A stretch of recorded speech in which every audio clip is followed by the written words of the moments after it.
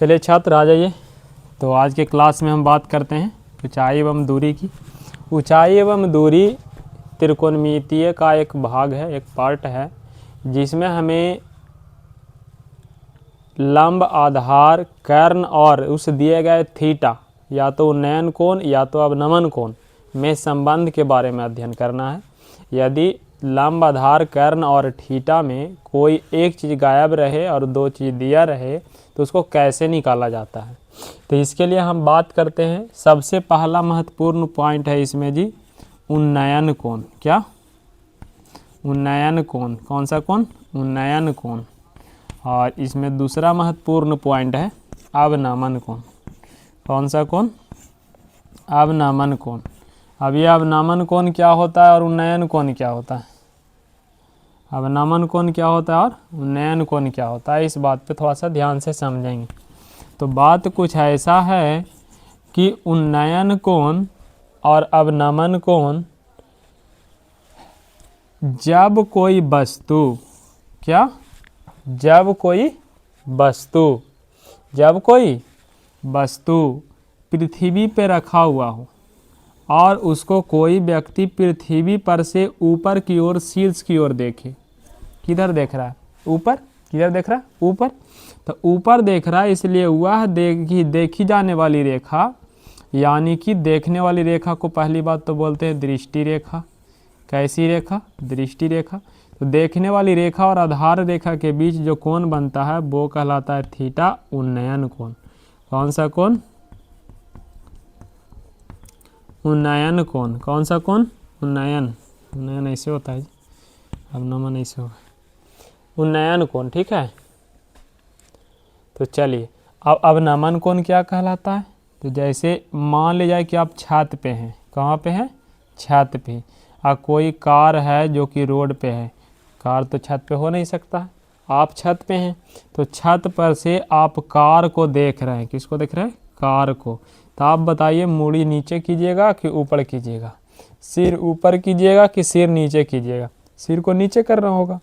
तो नीचे करके यदि किसी वस्तु को देखे, मतलब देखने वाला व्यक्ति यानी कि प्रेक्षक, वस्तु जिसको देख रहा है उसको से ऊंचाई पे खड़ा हो, ऊंचाई पे बैठा हो, ऊंचाई पे स्थित हो, तो उस स्थिति में उसके आधार के समांतर रेखा और वो देखने वाली रेखा दृष्टि रेखा, ये कौन सी रेखा हो गया? दृष्टि रेखा। उसके बीच का जो कोण बनता है, ये समांतर रेखा हो गया, उसके बीच का जो कोण बनता है वो अवनमन कहलाता है। अवनमन कोण कहलाता है। क्या कहलाता है?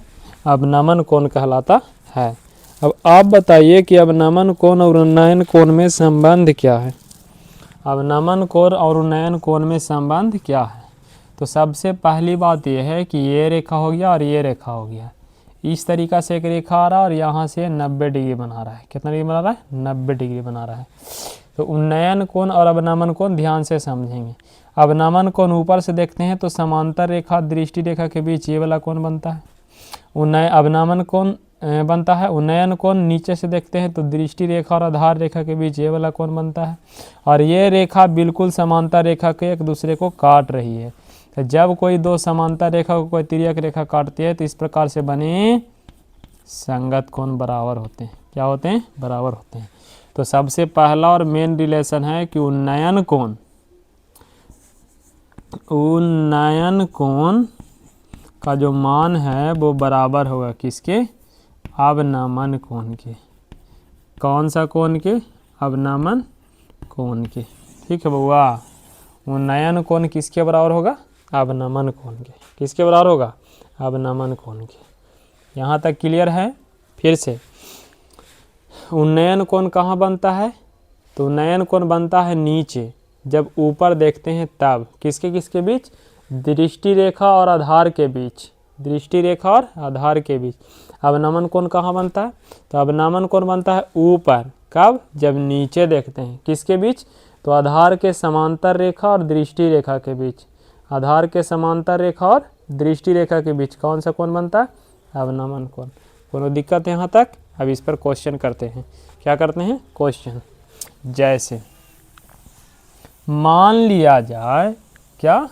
मान लिया जाए कि एक बिजली का खंभा है। क्या है? बिजली का खंभा है जो पृथ्वी पर कुछ इस तरीक़ा से खड़ा है। अब आप जानते हैं कि बिजली का खंभा हो, भवन हो, पेड़ हो, ये सारा चीज़ पृथ्वी के साथ कितना डिग्री पे झुका होता है? 90 डिग्री पे। कितना डिग्री पे? 90 डिग्री पे। अब आप बताइए कि यहाँ पे कोई व्यक्ति है, यहाँ पे बैठा कोई व्यक्ति है जो इसके शिखर को देखता है, तो देखेगा तो ऊपर मुड़ी करेगा। पोल के शिखर को देखेंगे तो आप अपने सिर को किधर करेंगे? नीचे या ऊपर? कंफर्म ऊपर करेंगे। तो ऊपर की ओर देख रहे हैं तो दृष्टि रेखा ये वाला हो गया। कैसी रेखा हो गया? दृष्टि रेखा। अब हम बता रहे हैं कि ये जो पोल है, ये जो खंभा है, इसकी लंबाई 20 मीटर। क्या मीटर है? 20 मीटर। और ये जो दृष्टि रेखा है और ये जो आधार है, इसके बीच का कोण जो है वो 60 डिग्री है। कितना डिग्री है? 60 डिग्री। यानी एक व्यक्ति है जो 20 मीटर ऊंचे खंभे को 60 डिग्री के उन्नयन कोण से देखता है। तो आप बताएं इससे जहाँ पे व्यक्ति खड़ा है या बैठा है वहाँ से उस पोल की, उस खंभे के बीच की दूरी कितना मीटर है? कितना मीटर है? या आपसे ये भी पूछा जा सकता है कि दृष्टि रेखा की लंबाई क्या है, कुछ भी पूछा जा सकता है। चलिए हम फिलहाल बात करते हैं कि इसकी लंबाई क्या है। तो सबसे पहले तो हमको उन्नयन कोण दिले है। कौन सा कोण दिले है? उन्नयन कोण दिले है। उन्नयन कोण को हमेशा थीटा लिखना है। क्या लिखना है? थीटा। चाहे अब नमन कोण हो चाहे उन्नयन कोण हो, दोनों को थीटा लिखेंगे, कारण दोनों बराबर होता है। उन्नयन कोण 60 है तो अब नमन कोण भी 60 होगा। ध्यान समझेंगे छात्र, क्योंकि 5 नंबर एग्जाम में आने वाला है। उन्नयन कोण थीटा इक्वल टू कितना डिग्री है? 60 डिग्री है। अब इसको थोड़ा सा नामाकरण कर लेते हैं। बिना नाम के काम नहीं होता है। कहा जाता है नाम ऐसा करो कि काम हो जाए। क्या हो जाए? काम हो जाए। चलिए तो इस त्रिभुज में हम बात करते हैं कि AB की लंबाई जो कि थीटा के सामने वाली भुजा है, और हमको लंब, आधार और कर्ण पहचानने के लिए जब सिखा रहे होंगे तो उस टाइम बताए होंगे, शायद पिछला ही क्लास था, उसमें हम बताए होंगे कि लंब कौन होता है, आधार कौन होता है, कर्ण कौन होता है, कब बदलता है, कब नहीं बदलता है। तो थोड़ा सा अगर हम रिवीजन के रूप में देख लें तो आधार पर के जो भी कोण रहेंगे उसके लिए लंब, आधार, कर्ण नहीं बदलते हैं। लेकिन जब शीर्ष कोण की बात होगी तो उसमें कर्ण छोड़ के बाकी दोनों भुजा एक दूसरे के साथ प्रतिस्थापित हो जाते हैं, मतलब लंब आधार बन जाता है और आधार लंब बन जाता है। कोनो दिक्कत है बुआ? चलिए ठीक है। तो AB बराबर क्या मीटर है? 20 मीटर। AB यहाँ पे किसका काम कर रहा है? लंब का। तो हमें पूछ क्या रहा है? हमसे पूछ रहा है कि BC जो x है उसका मान क्या होगा? BC काम किसका कर रहा है? आधार का। अब इस बात पे यहाँ विचार करना है। सबसे पहले हम क्या किए, जो प्रश्न में दिया था उस चीज़ को मैंने लिख लिया। अब इस बात पे यहाँ पे विचार करना है कि आपको दिया क्या है और पूछा क्या है। दिया क्या है और पूछा क्या है। तो हमें क्या दिया है? इस त्रिभुज के अंदर एक तो थीटा का मान दिया है, दूसरा लंब दिया है और तीसरा आधार जो कि पूछा है। कर्ण से कोई वास्ता है? नहीं है। कर्ण से कोई वास्ता है? नहीं है। तो अब इस बात पे विचार कीजिए कि त्रिकोणमिति जो 6 रूपों में होता है, साइन, कॉस, टैन, कोसेक, सेक और कॉट, उसमें कौन सा ऐसा रूप है जिसमें कर्ण नहीं आता है? तो सबसे आसान आपसे अंदर से जवाब आएगा टैन थीटा। कौन थीटा? Tan theta. तो बस उसी को लगा लो। कॉट भी लगा लेंगे, कोई दिक्कत नहीं है, पर टैन लगा लो ना, क्योंकि पहले तो टैन ही आया था ना। तो टैन बराबर क्या होगा? लंब बटे आधार। थीटा का मान बोल दीजिए, आप ही लोग बोलिए। थीटा का मान कितना है? थीटा का मान है 60 डिग्री बराबर लंब कितना है जी? 20 मीटर। आधार कितना है जी? आधार मेरे को नहीं मालूम। tan 60 √3 कितना डिग्री, कितना मान होगा? √3 बटा में कितना? 1। 20 के 20 बटा में x को गुना करेंगे तिरछा तिरछी, x गुना √3 हो जाएगा। क्या हो जाएगा? √3x हो जाएगा। क्या हो जाएगा? √3x। 20 को 1 से गुना करेंगे तो आंसर 20 होगा। तो x बराबर होगा 20 बटा में √3। तो x बराबर होगा 20 बटा √3, ऊपर भी √3 और नीचे भी √3। 20 गुना √3 तो 20 √3 और नीचे √3 का √3 तो आंसर 3। इतना मीटर। इतना कोची मीटर। कोई दिक्कत है बउआ तो आप शेयर कर सकते हैं। 9.1 का अगर कोई भी क्वेश्चन आपसे नहीं बनता है तो उस प्रश्न का आप फ़ोटो खींचेंगे, फ़ोटो खींच के हमारे ग्रुप में शेयर करेंगे। हमारा व्हाट्सएप नंबर है जी 9304329863। इस पे शेयर करेंगे। हम कोशिश करेंगे कि वो प्रश्न कल यानी कि नेक्स्ट क्लास में आपको डिटेल्स रूप में बता दिया जाए। ठीक है, चलिए तो अभी आगे चलते हैं। हम एक प्रश्न लेते हैं जो एग्ज़ाम के दृष्टिकोण से बहुत VVI है, आता है, हमेशा पूछा गया वो क्वेश्चन को थोड़ा सा देखते हैं कि क्या है और कैसे। वो प्रश्न जो क्वेश्चन नंबर 9.1 के शायद तीसरे नंबर का है, नहीं जी दूसरे नंबर का है। क्या है? आंधी आने से एक पेड़ टूट जाता है। क्या हो जाता है? टूट जाता है। मान लीजिए पेड़ है, क्या है? पेड़ है। अब आंधी आया, कहीं से भी टूट गया। अब टूटने के बाद तो ऊपर वाला भाग बचेगा नहीं। अब ये टूटा हुआ भाग इस तरह से मुड़ता है कि आके उसका जो शिखर है, ऊपर वाला जो भाग है, वो ज़मीन को ऐसे छू देता है। यहाँ से ऐसे था, इस तरीक़ा से ऐसे टूट के ऐसे ज़मीन को छू दिया। ओके, अब कह रहा है कि जहाँ शिखर ज़मीन को छूता है उसका कोण जो है वो 30 डिग्री है। कितना डिग्री है? 30 डिग्री है। कितना डिग्री है? 30 डिग्री है। कितना डिग्री है? 30 डिग्री है। और जहाँ शिखर ज़मीन को छूता है वहाँ से इसके बीच की जो दूरी है, इसके बीच की जो दूरी है वो है 8 मीटर। के मीटर है? के मीटर है, 8 मीटर है। तो आप बताइए इस पेड़ की टोटल ऊंचाई क्या है? तो भाई साहब पेड़ की पूरी ऊंचाई तो ए से लेके बी तक रहा था ना। लेकिन क्या हुआ कि सी पर से टूट गया। कहाँ से टूट गया? सी पर से। और ए सी मुड़ के कौची बन गया? सी डी बन गया। कौची बन गया? सी डी बन गया। तो बताइए कि पूरा ए से लेके बी तक की दूरी क्या है? क्योंकि ये वाला दूरी बराबर है ना, तो इसका दूरी निकाल लेंगे और यहाँ पे ले जाके इसका दूरी के साथ इसको जोड़ देंगे दोनों को। तो हमको क्या क्या चीज़ की ज़रूरत है इस बात पे थोड़ा सा ध्यान देंगे। तो सबसे पहले हम बात करेंगे त्रिभुज BCD में। किसमें? BCD में कितना डिग्री कोण बन रहा है बउआ? 90 डिग्री। कितना डिग्री कोण बन रहा है? 90 डिग्री। BC क्या होगा पहले आप ये बता दीजिए, और BC के बाद BD क्या होगा ये बता दीजिए, थीटा का मान क्या है ये बता दीजिए। अगर इतना चीज़ आप जानते हैं तो समझ लीजिए सब्जियाँ बना सकते हैं। उसके बाद CD क्या है देखेंगे, थोड़ा सा रुक जाइए, पहले इतना करते उसके बाद उसको देखेंगे। BC हमें नहीं पता, पर थीटा यहाँ है तो थीटा के सामने वाला भुजा को लंब बोलते हैं।